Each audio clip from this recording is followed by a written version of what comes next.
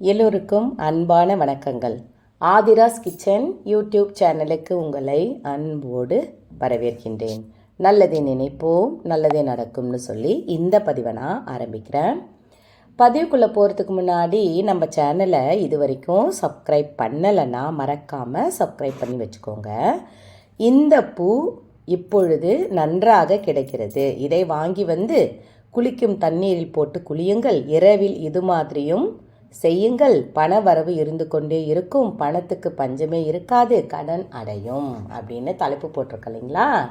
அது என்னன்னு பார்க்கலாம். இது அந்த காலத்தில் மகாராணிகள் குளிக்கும் பொழுது பயன்படுத்திய ஒரு விஷயம். ஏன் நம்ம செய்யக்கூடாதா? நம்மளும் நம்ம வீட்டுக்கு மகாராணிகள் தான், நம்மளும் நம்ம வீட்டுக்கு இல்லத்தரசிகள் தான், நம்மளும் செய்யலாம், நம்ம குழந்தைங்களுக்கும் செய்யலாம். இது ரொம்ப சுலபமான ஒரு விஷயம். என்னடா எப்போ பார்த்தாலும் ஒரு வறட்சியான ஒரு நிலைமை இருந்துக்கிட்டே இருக்குதே, பணத்துக்கு தான் பஞ்சமாக இருக்கே, இந்த பணம் எப்பொழுது தான் நம்மகிட்ட நிறைவாக கிடைக்கும்? ஓரளவுக்காவது இப்போ ஒரு மாதம் பிறக்குதுன்னு வச்சுக்கோங்களேன், மாதம் முடிகிற வரைக்குமாவது நம்மகிட்ட காசு பணம் இருந்துக்கிட்டே இருக்கணும். ஒரு 10-15 தேதியிலேயே 1000 ரூபாய் இருக்கிறதே பெரிய விஷயமா இருக்கும்போது மனசுக்கு ரொம்ப சங்கட்டமாக இருக்குது. அப்போ அந்த பணவரவு நல்லா இருக்கணும்னா நம்மளை நாம் கொஞ்சம் கொஞ்சம் உருவேற்றிக்கிட்டே இருக்கணும். எப்படி இப்போ தெய்வங்களுக்கு அபிஷேகம், ஆராதனை, ஒரு இப்போ பூஜை, அந்த பூஜை விஷயங்கள், சங்கடகர சதுர்த்தின்னா ஒரு விஷயம் பண்ணுறது, ஒரு பூஜை பண்ணுறது, அபிஷேகம் பண்ணுறது, அதே மாதிரி பிரதோஷம்னா ஒரு அபிஷேகம் பண்ணுறது, எப்படி நம்ம அந்த சுவாமிக்கு உருவேற்றிக்கிட்டே இருக்கிறாங்களோ, உருவில்லை சக்தி ஊட்டுறது, அது சக்தி ஊட்டிக்கிட்டே இருப்பாங்க அந்த அந்த தெய்வத்துக்கு.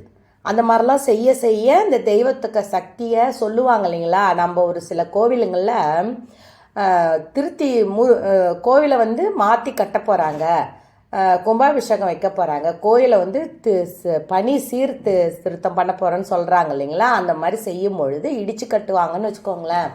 அதை செய்யும் பொழுது என்ன பண்ணுவாங்கன்னா, தெய்வங்களை ஒரு இடத்துல கொண்டு பாலாலயம் பண்ணிடுவாங்க. தண்ணியில் போட்டு அந்த தெய்வத்தை அங்கே இருக்கிற கரிச்சிலையை தண்ணியில் போட்டு அதுக்கு என்னென்ன முறை செய்ய முடியுமோ அந்த தண்ணியில் போட்டு அதை மூடி வச்சுருவாங்க. பாலாலயத்தில் இருக்குதுன்னு சொல்லுவாங்க.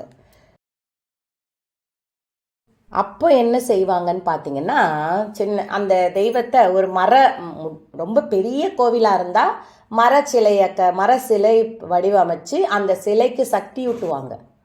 அதே மாதிரி பின்னாடி எல்லாத்தையும் மரப்பலகையில் எந்தெந்த சுவாமிகள் எல்லாம் பாலாலயம் பண்ணியிருக்காங்களோ அதெல்லாமே சக்தியூட்டி அதுக்கு என்ன பண்ணுவாங்கன்னா, அந்த தர்பை இருக்கு இல்லைங்களா, அதால் அதுக்கு பவர் கொடுத்து வச்சுருப்பாங்க.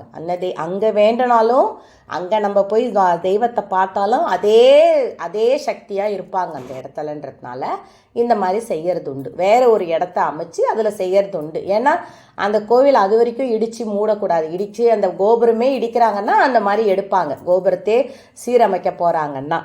சரி, இந்த மாதிரி விஷயங்களில் நம்மளை நாமளே சுத்திகரிச்சுக்கணுங்க. இப்போ எனக்கு பண வறட்சியாகுது, பண கஷ்டமாக இருக்குதுன்றதுக்காக அப்படியே வாழ்ந்துடக்கூடாது. இதே மாதிரியே வாழ்ந்து ஏழையாக பிறக்கிறது தப்பு இல்லை, ஏழையாக சாவது தான் தப்பு இல்லைங்களா? அந்த மாதிரி நம்மளை நாமளே சுத்திகரிச்சுக்கிற விஷயந்தான் இது. எளிமையாக கிடைக்கிது இந்த பூ அப்படின்னா இது ஆண்களும் செய்யலாமாம்மா, தாராளமாக செய்யலாம் ஆண்கள். இப்போ சப்போஸ் இந்த பூ உங்கள் வீட்டுக்கிட்ட கிடைக்கலன்னா நீங்கள் அதுக்கு பதில் இன்னொரு விஷயம் நான் உங்களுக்கு சொல்லித்தரேன். இப்போ மார்க்கெட்டில் பன்னீர் ரோஸுன்னு கிடைக்குது, ஓகேங்களா? அதை விட இன்னொரு விஷயம் என்னென்னா பன்னீர் பூனே கிடைக்கும். பன்னீர் பூன்னு கேளுங்க, மார்க்கெட்டில் இந்த மாதிரி பூ விற்கிற கடையில் சொல்லுங்கள் பன்னீர் பூ கொடுங்கன்னு. ஒரு மாதிரி நீட்டாக இருக்கும் அந்த பூவு. கிடைச்சிச்சுன்னா அவங்க உங்களுக்கு கொடுக்கட்டும். அப்படி இல்லை அப்படின்ற பட்சத்தில் நீங்கள் என்ன பண்ணுறீங்கன்னா, அந்த பன்னீர் ரோஸ் விற்கிது இல்லைங்களா, மெலீஸாக இருக்கும். ஒரு நாள் தான் அது வைக்க முடியும், மறுநாளே அப்படி கொட்டும். அந்த மாதிரி ரோஸ் அது. அந்த ரோஸை வாங்கிட்டு வாங்க. ஒரு 10 ரூபாய் 20 ரூபாய் கேளுங்க, தாராளமாக தராங்க. வச்சுக்கோங்க, எடுத்துகிட்டு ஒரு கவரில் போட்டு ஃப்ரிட்ஜில் வச்சுருங்க. குளிக்கும்போது அந்த தண்ணியில் இந்த பன்னீர் ரோஸை போடுங்க.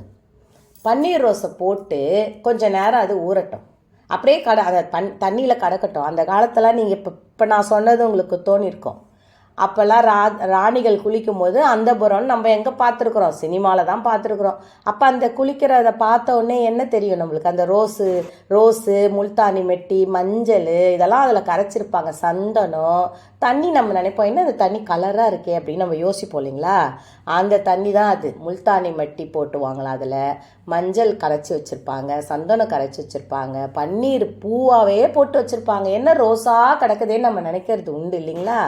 அந்த மாதிரி அந்த பன்னீர் ரோஸை போட்டு தண்ணியில் நம்ம குளிக்கும் பொழுது நீங்கள் இப்போ சில பேருக்கு இந்த பன்னீர் ரோஸ் எனக்கு கிடைக்கலம்மா எங்கள் வீட்டுக்கிட்ட அப்படின்றவங்களுக்கு பன்னீர் கிடைக்குதா, அந்த பன்னீரை வாங்கிட்டு வந்து தண்ணியில் ஊற்றி குளிங்க. நாம்பளே மெருகேற்றத்தது. குளிக்கும் பொழுது நிறைய பேர் இந்த மஞ்சளை தொடுறதே இல்லை இப்போ பிள்ளைங்க. தயவு செய்து சொல்கிறேன் நான் வீடியோவில், மஞ்சளை வாங்கிட்டு வந்து தண்ணியில் போட்டாவது குளிங்க.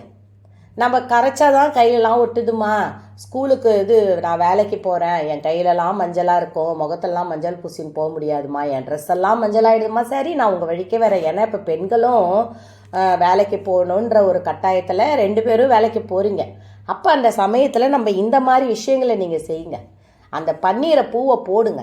நீங்கள் ஒரு தடவை செய்யும் பொழுதே உங்களுக்கு ஒரு நல்ல ரிஃப்ளெக்ட் தெரிய ஆரம்பிக்கும். நீங்கள் கொஞ்சம் கொஞ்சமாக அதை வாங்கிட்டு வந்து வச்சுக்கிட்டு அப்பப்போ தண்ணியில் போட்டு குழந்தைங்களையும் குளிக்க வைங்க.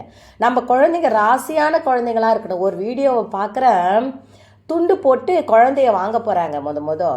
அது இதெல்லாம் நாங்களே செயின் அவுத்து போட்டு வாங்குவோம். அது ஒரு விஷயம். தங்க செயின் போட்டிருந்தோம்னா தங்க செயினை கைட்டி குழந்தை கழுத்தில் போடுவோம். கையில் பணத்தை கொடுப்போம். வந்த உடனே குழந்தை கையில், அந்த பிறந்து வந்த குழந்தைய சொல்கிறேன். அப்போ நிறைய ஒரு வீடியோவில் பார்க்குற துண்டு விரித்து துண்டுக்கு நடுவில் அவ்வளோ பணத்தை போட்டு அந்த துண்டை மூடி அந்த துண்டுக்கு மேலே அந்த குழந்தைய வாங்குறாங்க. அதெல்லாம் பாருங்களேன், பிள்ளைங்கள் அந்த ராசியான குழந்தைங்களாக வளரணும், வாங்கும்பொழுதே நல்ல ராசியான குழந்தையாக இருக்கணும்னு நினச்சி செய்கிறோம் இல்லைங்களா. அந்த மாதிரி விஷயத்தில் ஒன்று தான் இப்போ நான் சொல்கிறதும். இப்போ நீங்கள் இந்த பன்னீர் பூவை அதிகம் பயன்படுத்துங்க, தவறே கிடையாது. நீங்கள் முகம் அலம்பும் போது கூட ஒரு பாத்திரத்தில் தண்ணியில் இந்த 4 ரோஸை போட்டு கொஞ்சம் நேரம் வச்சுருங்க. அது ஒன்றும் விலை எப்பவுமே நீங்கள் நல்லா கவனித்து பாருங்களேன். ஏன்னா அது வாங்குங்க இது வாங்க பூஜையில் அதை செய்யுங்கன்னு நான் சொல்லவே மாட்டேன். பூ வச்சு விளக்கேற்றி 4 டைமண்டு கற்கண்டை வணங்கினாலே நீங்கள் கேட்டது அப்படியே கிடைக்கும். தெய்வம் நம்ம ஏழ்மையில் என்னால் எதுவும் செய்ய முடியல ஐயா, என்னால் எதுவும் செய்ய முடியல அம்மா நீங்கள் சொன்னாலே போதும், உங்களுக்கு வாரி வழங்குவாங்க. மகாலட்சுமியோட முழுடைய சக்தி நம்மளுக்கு கிடைக்கணும்னா நீங்கள் இதை கடைப்பிடிச்சி பாருங்கள். பன்னீர் ரோஸு, பன்னீர் பூன்னு கேளுங்க. பன்னீர் பூ கிடைக்கலனா தாமரை பூ விற்றா கூட தாமரை பூ வாங்கிட்டு வாங்க. 4 இதழை பறித்து அந்த தண்ணியில் போடுங்க, போட்டுட்டு குளிங்க. இதெல்லாம் தான் தாமரையை வச்சுக்கிட்டுலாம் பாடுவாங்க. நீங்கள் கவனித்து பார்த்துருக்கீங்களா? அந்த காலத்து ராணிகள்லாம் அப்படி தான் வாழ்ந்தாங்கன்றதுக்கு நம்ம சினிமாவில் பார்த்தா தான் நம்மளுக்கு தெரியுது. இல்லைன்னா நம்மளை யாரும் நேரில் போய் நம்ம பார்த்தது கிடையாது. அதனால் சொல்ல வர, அந்த ராஜ வாழ்க்கை, இந்த கடன் இல்லாத வாழ்க்கை, பணத்துக்கு பஞ்சமே இல்லாத வாழ்க்கை வாழணும் அப்படின்னு நினச்சிங்கன்னா இந்த மாதிரி விஷயங்கள்லாம் சுத்திகரிச்சுக்கணும்.